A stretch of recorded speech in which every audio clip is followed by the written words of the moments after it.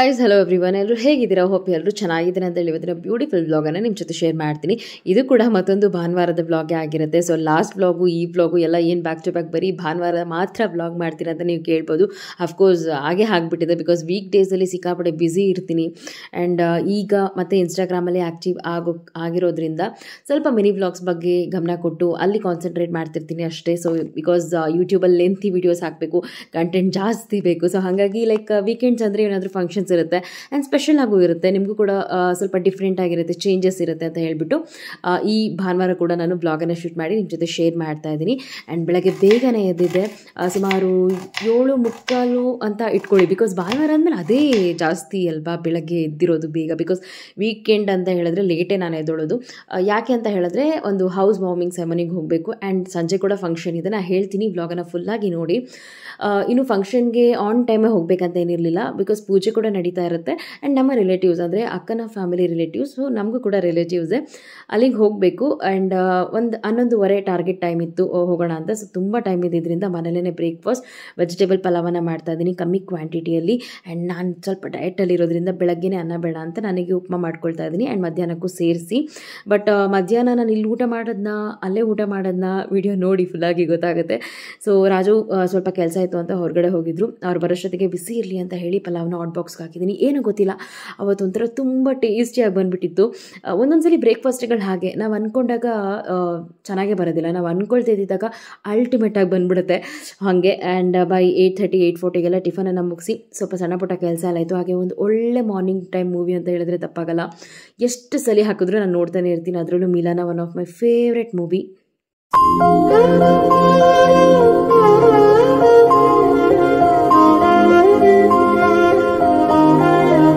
So 10 o'clock ಹಾಗೆ movie ಎಲ್ಲ ನೋಡಾದ್ಮೇಲೆ ready ಆಗೋದಕ್ಕೆ ಶುರು ಮಾಡಿದ್ವಿ. ಸೊ ಕಂಪ್ಲೀಟ್ಲಿ ನಾನು ಎಲ್ಲಾದರೂ ಹೋಗಬೇಕು ಅಂತ ಹೇಳಿದ್ರೆ ಲಡ್ಡು ಬುಡ್ಡುನ ಅವ್ರ ಪಪ್ಪನೇ ಫುಲ್ ಟೇಕ್ ಕೇರ್ ಮಾಡಿಕೊಂಡು ರೆಡಿ ಮಾಡ್ತಾರೆ. ಬಿಕಾಸ್ ನಾನು ಸ್ಯಾರಿ ವೇರ್ ಮಾಡಿ ಹೇರ್ ಸ್ಟೈಲ್ ಮಾಡ್ಕೊಂಡು ಮೇಕಪ್ ಮಾಡ್ಕೊಳ್ಳೋದಕ್ಕೆ ಟೈಮ್ ಆಗುತ್ತೆ ಅಂತ ಹೇಳಿ ಈ ಥರ ಅಂಡರ್ಸ್ಟ್ಯಾಂಡಿಂಗ್ ಗಂಡ ಯಾರಿಗೆ ಸಿಗ್ತಾರೆ? ನಿಮ್ಮ ಮನೆಗಳಲ್ಲೂ ನಿಮ್ಮ ಹಸ್ಬೆಂಡು ಇಷ್ಟೇ ಟೇಕಿಂಗ್ ಕೇರಿಂಗನ್ನು ಮಾಡ್ತಾರಾ ಅನ್ನೋದನ್ನು ನನಗೆ ಕಮೆಂಟ್ ಮಾಡಿ, ಆಯಿತಾ? ಆ್ಯಂಡ್ ಮಾಡಲಿಲ್ಲ ಅಂದರೆ ಕೋಪ ಮಾಡ್ಕೊಬೇಡಿ, ಬಿಕಾಸ್ ಎಲ್ಲರೂ ಒಂದೇ ಥರ ಇರಲ್ಲ ಅಲ್ವಾ. ಆ್ಯಂಡ್ ಕೆಲವೊಂದು ನ್ಯೂ ಸ್ಯಾರೀಸ್ ಬ್ಲೌಸಸನ್ನು ಸ್ಟಿಚ್ ಮಾಡೋಕ್ಕೆ ಕೊಟ್ಟಿದ್ದೆ. ಆ್ಯಂಡ್ ಬರ್ತಾ ಹಾಗೆ ಆನ್ ದ ವೇ ರಾಜು ಅದನ್ನು ತೊಗೊಂಡು ಬಂದರು. ಸೊ ನನಗೆ ಈಗೆಲ್ಲ ಹೇಗಾಗ್ಬಿಟ್ಟಿದೆ ಅಂತ ಹೇಳಿದ್ರೆ simple sari, simple blouse designs stitch ಮಾಡಿಸೋದು ತುಂಬ ಪ್ರಾಕ್ಟೀಸ್ ಆಗಿಬಿಟ್ಟಿದೆ, ಇವಾಗಿನ ರುಟೀನ್ ಆಗಿಬಿಟ್ಟಿದೆ ಅಂತ ಹೇಳ್ಬೋದು. ಬಿಕಾಸ್ ಅದೇ ಇವಾಗ ಟ್ರೆಂಡಿಂಗು. ತುಂಬ ಖರ್ಚು ಮಾಡಿ ಎಲ್ಲ ಬ್ಲೌಸಸನ್ನು ಸ್ಟಿಚ್ ಮಾಡೋದಕ್ಕೆ ಹೋಗಬೇಡಿ, ತುಂಬ ಮಿನಿಮಲ್ ಆಗಿ ತುಂಬ ಡಿಫ್ರೆಂಟ್ ಡಿಸೈನ್ಸ್ ಎಲ್ಲ ಟ್ರೈ ಮಾಡಿ. ಸೊ ದಟ್ ತುಂಬ ಅಟ್ರಾಕ್ಟಿವ್ ಆಗಿರುತ್ತೆ ಆ್ಯಂಡ್ ಚೆನ್ನಾಗಿರುತ್ತೆ. ಆ್ಯಂಡ್ ಓವರ್ ಆಲ್ ಲುಕ್ ಈ ರೀತಿ ಒಂದು ಟ್ರೆಡಿಷನಲ್ ಅಟೈರಲ್ಲಿ ರೆಡಿ ಆಗಿದ್ದನ್ನು ಗ್ರೀನ್ ಸ್ಯಾರಿ ವೇರ್ ಮಾಡಿ ತುಂಬ ಜನಕ್ಕೆ ಒಂದು ಸ್ಯಾರಿ ಇಷ್ಟ ಆಗಿದೆ. ಆ್ಯಂಡ್ ಬ್ಲೌಸ್ ಸ್ಟಿಚ್ ಮಾಡಿರೋ ಪ್ಯಾಟರ್ನ್ ಕೂಡ ಇಷ್ಟ ಆಗಿದೆ. ಆ್ಯಂಡ್ ಈ ಒಂದು ಸ್ಯಾರಿ ನಿಮಗೆ ಇಷ್ಟವಾದಲ್ಲಿ ಕಮೆಂಟಲ್ಲಿ ಲಿಂಕ್ ಅಂತ ಟೈಪ್ ಮಾಡಿ, ಡೆಫಿನೆಟ್ಲಿ ನಾನು ಲಿಂಕನ್ನು ಶೇರ್ ಮಾಡ್ತೀನಿ, ಅಂದರೆ ಆರ್ಡರ್ ಐಡಿನ ಶೇರ್ ಮಾಡ್ತೀನಿ. ಸೊ ನೀವು ಹೋಗಿ ಮೀಶೋದಲ್ಲಿ ನಾನು ಪರ್ಚೇಸ್ ಮಾಡಿದ್ದು, ಮೀಶೋ ಆ್ಯಂಡ್ ಮಿಂತ್ರಾ, ಅಮೆಝಾನ್ ಎಲ್ಲ ಕಡೆ ಸಿಗುತ್ತೆ. ಬಟ್ ನಾನೆಲ್ಲಿ ಪರ್ಚೇಸ್ ಮಾಡಿದೆ ಅದ್ರದ್ದು ಆರ್ಡರ್ ಐಡಿ ಹಾಕ್ತೀನಿ, ನೀವು ಇಷ್ಟ ಇದ್ದರೆ ಬೈ ಮಾಡಿ, ಆಯಿತಾ? ಆ್ಯಂಡ್ ಲಾಸ್ಟ್ ಮೂಮೆಂಟಲ್ಲಿ ಹೇರ್ ಸ್ಟ್ರೈಟ್ನಿಂಗ್ ಮಾಡೋದೇ ಮಲ್ಕೊಂಡ್ಬಿಟ್ಟೆ. ಫೈನಲಿ ಅಟ್ಲೀಸ್ಟ್ ಬ್ಲೂ ಡ್ರೈ ಆದರೂ ಮಾಡ್ಕೊಳ್ಳೋಣ ಅಂತ ಹೇಳಿಬಿಟ್ಟು ಫಟಾಫಟ್ ಅಂತ ಬೇಗ ಮಾಡ್ಕೊಳ್ತಾ ಇದ್ದೀನಿ.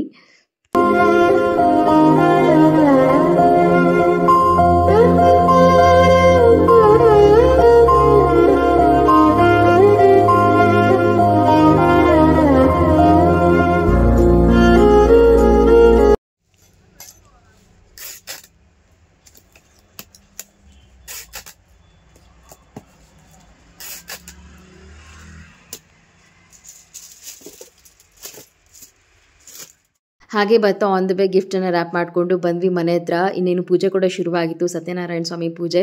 ತುಂಬ ಚೆನ್ನಾಗಿದೆ ಹೊರಗಡೆಯಿಂದ ವ್ಯೂ ಅಲ್ವಾ. ಆ್ಯಂಡ್ ಮನೆಯೂ ಅಷ್ಟೇ ತುಂಬಾ ಬ್ಯೂಟಿಫುಲ್ ಆಗಿದೆ. ಹಾಗೆ ನಮ್ಮ ಕೀರ್ತಿ ಕೂಡ ತುಂಬ ಬ್ಯೂಟಿಫುಲ್ ಆಗಿ ರೆಡಿ ಆಗಿದ್ಲು. ಆ್ಯಂಡ್ ತುಂಬ ಜನ ಅವಳಿಗೆ ವಿಶೇಷನ ಕಳಿಸಿದ್ರಿ. Thank you so much. ನಾಮಕರಣವನ್ನು ಮಾಡಲು ಪ್ರಯತ್ನಿಸುತ್ತಾ ವ್ಯಾಪಾರಸ್ಥನು ಆಗ ತನ್ನ ಧರ್ಮವತಿ ಹೇಳ್ತಾಳಂತೆ ಲೀಲಾವತಿಯು, ಎಲೆ ಸ್ವಾಮಿ, ಹಿಂದೆ ಸಂಕಲ್ಪಿಸಿಕೊಂಡ ಸತ್ಯನಾರಾಯಣ ವ್ರತವನ್ನು ನಾವು ಈ ನಾಮಕರಣ ಸಮಯದಲ್ಲಿ ಆಚರಿಸೋಣ ಎಂಬುದಾಗಿ ಹೇಳ್ತಾಳೆ ಲೀಲಾವತಿಯು. ಆಗ ವ್ಯಾಪಾರಸ್ಥನು ಹೇಳುತ್ತಾನೆ ತನ್ನ ಧರ್ಮಪತ್ನಿಗೆ, ಎಲೆ ಲೀಲಾವತಿಯೇ, ನಾವು ಈ ನಾಮಕರಣ ಸಮಯದಲ್ಲಿ ವ್ರತವನ್ನು ಆಚರಿಸುವುದಕ್ಕೆ ಈ ಒಂದು ಕತೆ ಕೇಳಿದ ಮೇಲೆ ಕೊನೆ ಆಗೋವರೆಗೂ ಕಂಪ್ಲೀಟಾಗಿ ಕೇಳಬೇಕು ಅಂತ ಹೇಳ್ತಾರೆ. ಬಟ್ ನಾನು ಬಂದಿದ್ದು ಮಿಡಲಲ್ಲಿ. ವ್ಯಾಪಾರಸ್ಥನನ್ನು ಗುಣಾಢ್ಯನಾಗಿ ಸುಂದರನಾಗಿ ಭರನಾಗಿರುವ ಆ ವ್ಯಾಪಾರಸ್ಥನ ಮಗನಿಗೆ ಕುಮಾರನೆಂಬ ಹೆಸರು. ಆ ಕುಮಾರನಿಗೆ ತನ್ನ ಮಗಳನ್ನು ದಾರಿ ಎರೆದುಕೊಡಲು ನಿಶ್ಚಿತಾರ್ಥವನ್ನು ಘೋಷಿಸುತ್ತಾನೆ ವ್ಯಾಪಾರಸ್ಥರು. ಆಗ ತನ್ನ ಧರ್ಮಪತ್ನಿ ಪುನಃ ಅದೇ ರೀತಿ ಕೇಳುತ್ತಾಳಂತೆ ತನ್ನ ಪತಿಯನ್ನ, ಎಲೆ ಸ್ವಾಮಿ, ಹಿಂದೆ ಸಂಕಲ್ಪಿಸಿಕೊಂಡ ಸತ್ಯನಾರಾಯಣ ವ್ರತವನ್ನು ನಾವು ಈ ನಿಮ್ಮ ಸಮಯದಲ್ಲಿ ಮಾಡೋಣ ಎಂಬುದಾಗಿ ಕೇಳಿದಾಗ ಮತ್ತೆ ಧನಮದವನ್ನು ಪಡುತ್ತಾನೆ ವ್ಯಾಪಾರಸ್ಥನು. ಇಲ್ಲವೇ ನಾವು ಈ ಸಮಯದಲ್ಲೂ ಕೂಡ ವ್ರತವನ್ನು ಆಚರಿಸಲಿಕ್ಕೆ ಆಗುವುದಿಲ್ಲ. ವಿವಾಹ ಕಾರ್ಯಗಳು ಬಹಳ ಕೆಲಸ ಕಾರ್ಯಗಳಿರುವ ಕಾರಣ ನಾವು ಈ ವಿವಾಹ ಸಮಯದಲ್ಲೂ ಕೂಡ ವ್ರತವನ್ನು ಆಚರಿಸಲಿಕ್ಕೆ ಆಗುವುದಿಲ್ಲ ಎಂಬುದಾಗಿ ಧನಮದವನ್ನು ಪಡುತ್ತಾ ಆ ವ್ಯಾಪಾರಸ್ಥನ ಹಕ್ಕಾರವನ್ನು ಕೊಡುತ್ತಾ ವಿವಾಹ ಸಮಯದಲ್ಲೂ ಕೂಡ ತನ್ನ ಸತ್ಯನಾರಾಯಣ ಸ್ವಾಮಿ ವ್ರತವನ್ನು ಆಚರಿಸುವುದಿಲ್ಲ. ಪ್ರಯಾಣ ಮಾಡಿದ ಮೇಲೆ ನಿತ್ಯ ಕರ್ಮಗಳನ್ನು ಮುಗಿಸಿಕೊಂಡು ಮತ್ತೆ ಬಂದು ನೋಡುತ್ತಾರೆ. ಹಿಡಿದುಕೊಂಡಿರುವ ವಜ್ರ ಬೆಟ್ಟಗಳಲ್ಲೂ ಕೂಡ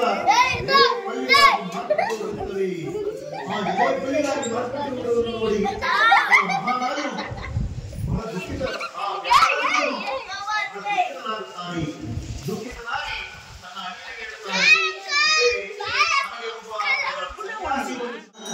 ತನ್ನ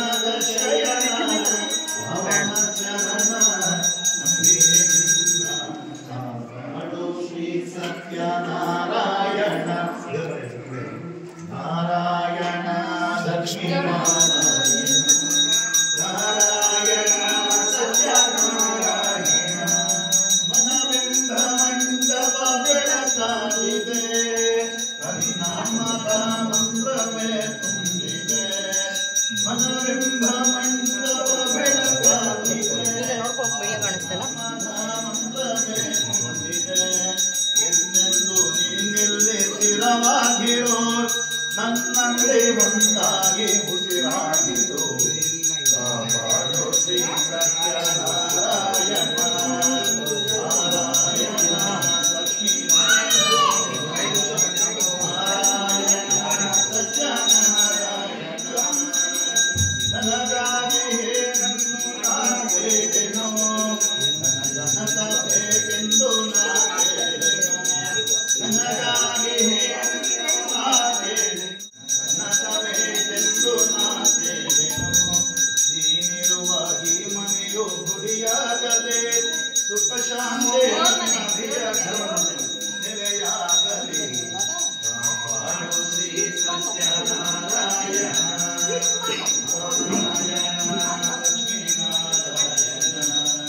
ನಾರಾಯಣ ಸತ್ಯನಾರಾಯಣ ಕಣ್ಣೀರ ಅಭಿಷೇಕ ಮಾಡಿದೆ ಕರುಣಾಳು ನೀಯನ್ನ ಕಾಪಾಡಿದೆ ಬರಿದಾದ ಮಡಿಲನ್ನು ನೀ ತುಂಬಿದೆ. ಬಂದಕಮ್ಮ ಬಂದು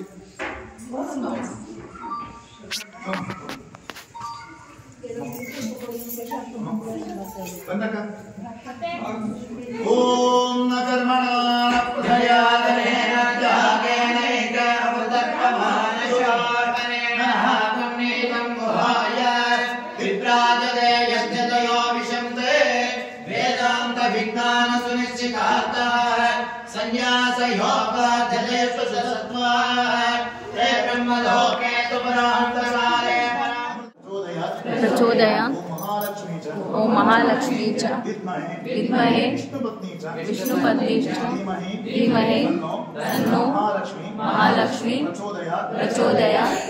ಓಂ ಶ್ರದ್ಧಾಂ ಮೇಧಾಂ ಯಶಃ ವಿದ್ಯಾಂ ಬುದ್ಧಿಂ ಆರೋಗ್ಯಂ ಐಶ್ವರ್ಯಂ ಆಯುಷ್ಯ ತೇಜ ಆರೋಗ್ಯಂ. ವಾವ್, ಎಷ್ಟು ಶಾಸ್ತ್ರೋತ್ರವಾಗಿತ್ತಲ್ವ ಈ ಒಂದು ಪೂಜೆ. ನೀವೇ ನೋಡಿದ್ರಲ್ವ, ಏನು ಅನ್ನಿಸ್ತು ನಿಮಗೆ? ಈ ಒಂದು ಪೂಜೆನ ಕೇಳ್ತಾ ಇದ್ರೆ ನಿಜವಾಗ್ಲೂ ಮನಸ್ಸಿಗೆ ತುಂಬಾ ಶಾಂತಿ ಸಿಗುತ್ತೆ.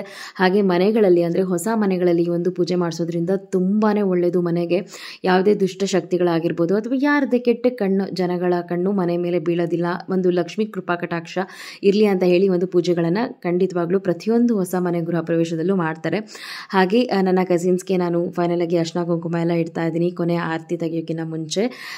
ಭಾಗ್ಯ ಲಕ್ಷ್ಮೀ ಬಾರಮ್ಮ ನಮ್ಮಮ್ಮ ನೀ ಸೌಭಾಗ್ಯ ಲಕ್ಷ್ಮೀ ಬಾರಮ್ಮ ಅತ್ತಿತ್ತಗಲದೆ ಭಕ್ತರ ಮನೆಯೊಳು ನಿತ್ಯ ಮಹೋತ್ಸವ ನಿತ್ಯ ಸುಮಂಗಲ ಸತ್ಯವ ತೋರುವ ಸಾಧು ಸಜ್ಜನರ ಶಿಷ್ಟದೆ ಒಳೆಯುವ ಪುತಾಡಿ.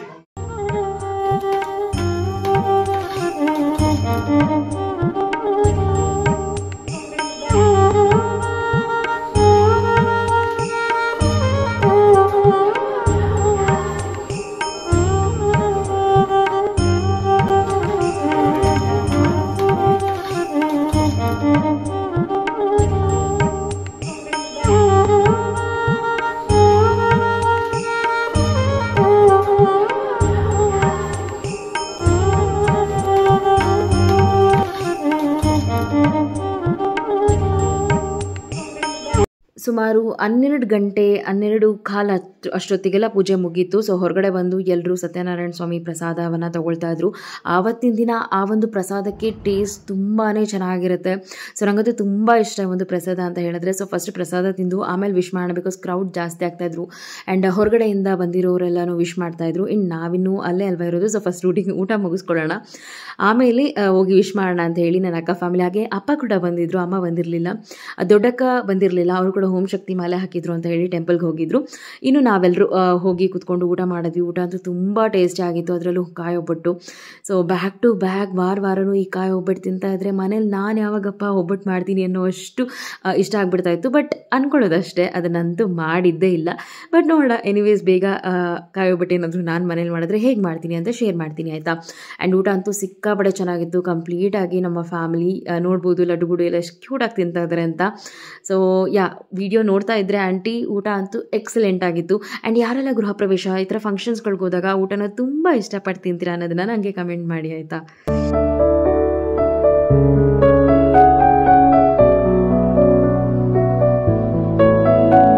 ಸೊ ಊಟ ಬಂದಮೇಲೆ ರಾಜುಗೆ ಅವ್ರ ಫ್ರೆಂಡ್ಸ್ ಎಲ್ಲ ಬಂದಿದ್ರು. ಆ್ಯಂಡ್ ಕೆಲವೊಬ್ಬರು ಅಕ್ಕನ ಫ್ಯಾಮಿಲಿ ರಿಲೇಟಿವ್ಸ್ ಕೂಡ ರಾಜುಗೆ ತುಂಬ ಕ್ಲೋಸ್ಡ್ ಒನ್ ಇದ್ದಾರೆ.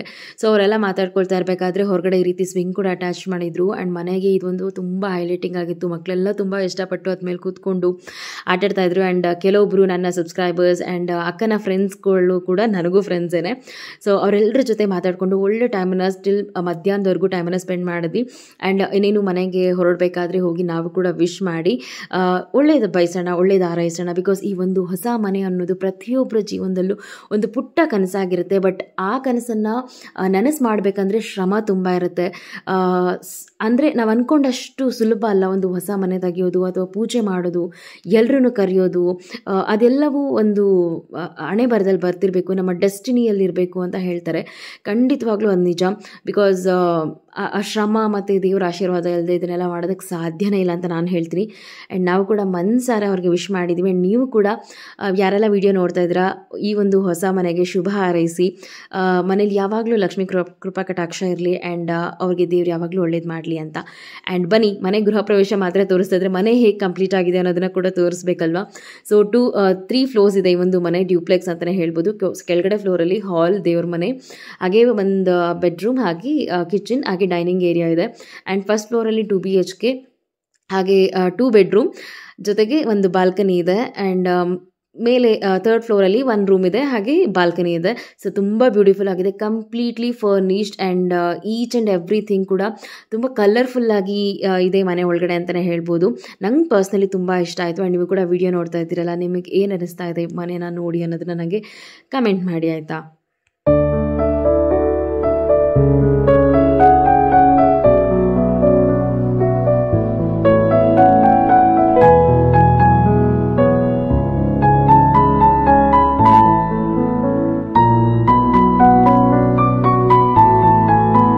ಆ್ಯಂಡ್ ರೂಮ್ಗಳಲ್ಲಿ ನೀವು ನೋಡ್ತಾ ಇರ್ಬೋದು ಕಂಪ್ಲೀಟ್ಲಿ ಎಷ್ಟು ಬ್ಯೂಟಿಫುಲ್ ಆಗಿ ಅವರು ವುಡ್ ವರ್ಕ್ ಎಲ್ಲ ಮಾಡಿದ್ದಾರೆ ಅಂತ ಹೇಳ್ಬಿಟ್ಟು. ಕಾಟ್, ವಾರ್ಡ್ರೋಬ್, ಜೊತೆಗೆ ಟೇಬಲ್ ಆ್ಯಂಡ್ ಜ್ಯುವೆಲ್ರಿ, ಆರ್ಗನೈಸರ್ಸ್ ಎಲ್ಲನೂ ಅಷ್ಟೇ ತುಂಬ ಬ್ಯೂಟಿಫುಲ್ ಆಗಿತ್ತು. ಈಚ್ ಆ್ಯಂಡ್ ಎವ್ರಿಥಿಂಗ್ ಎಲ್ಲನೂ ಯುನಿಕ್ ಆಗಿತ್ತು ಅಂತಲೇ ಹೇಳ್ಬೋದು.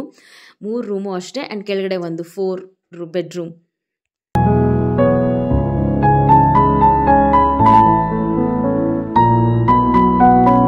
ಹಾಗೆ ಅಲ್ಲಿಂದ ಬರ್ತಾ ಅರ್ಶಿನ ಕುಂಕುಮ ಕೂಡ ತಗೊಳ್ತಾ ಇದ್ದೀನಿ. ಆ್ಯಂಡ್ ಇವರು ಕೂಡ ಅಷ್ಟೇ ಮಾರ್ನಿಂಗ್ ಒಳ್ಳೆ ಮುಹೂರ್ತದಲ್ಲಿ ಹೊಸಲು ಪೂಜೆ ಎಲ್ಲ ಮಾಡಿದ್ದಾರೆ.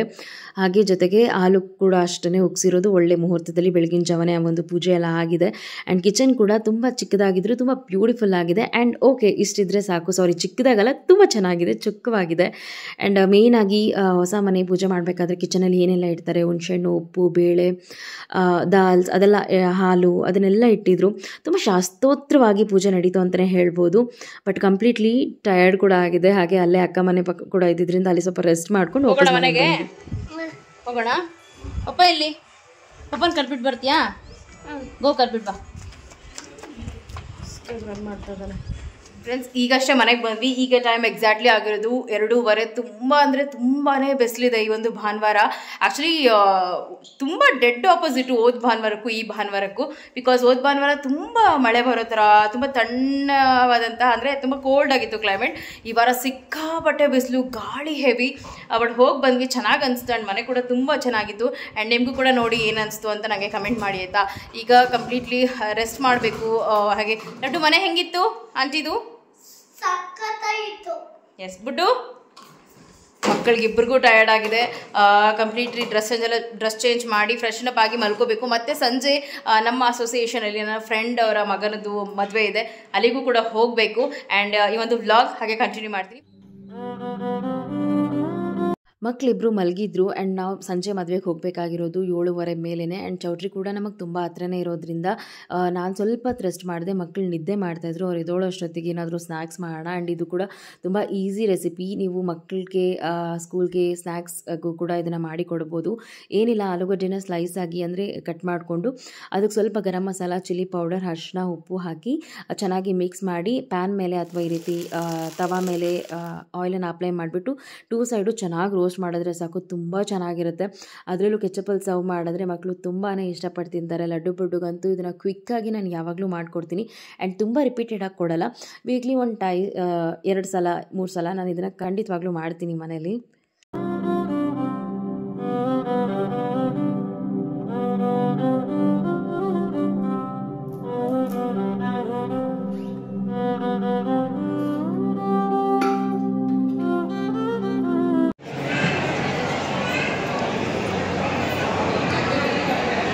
ಸಂತೋಷಪಡಿಸೋಣ.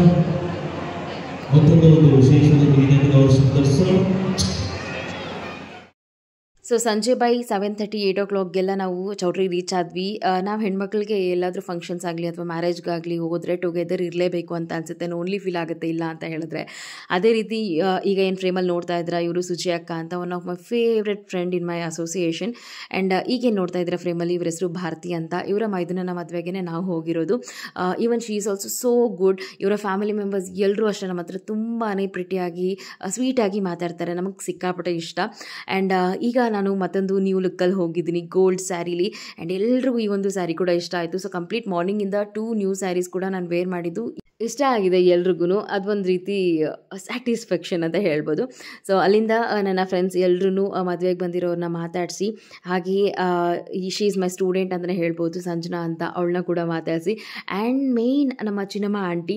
ಸೊ ಇವರು ಕೂಡ ತುಂಬಾ ಲೈಕ್ ಯಂಗ್ ಆ್ಯಂಡ್ ಬ್ಯೂಟಿಫುಲ್ ಅಂತ ಹೇಳ್ಬೋದು. ಸೊ ಅವರನ್ನು ಕೂಡ ಮಾತಾಡಿಸಿ ಫೈನಲಿ ಊಟಕ್ಕೆ ಬಂದ್ವಿ ನಾವು. ಊಟ ಅಂತೂ ಒಂದಕ್ಕಿಂತ ಮತ್ತೊಂದು ಹಾಗೆ ತುಂಬಾ ವೆರೈಟೀಸ್ ಇತ್ತು. ಆ್ಯಂಡ್ ಇಲ್ಲೆಲ್ಲ ಸರ್ವ್ ಮಾಡ್ತಾ ಇರೋದು ನೋಡ್ಬೋದು ಹೆಣ್ಮಕ್ಳೇ.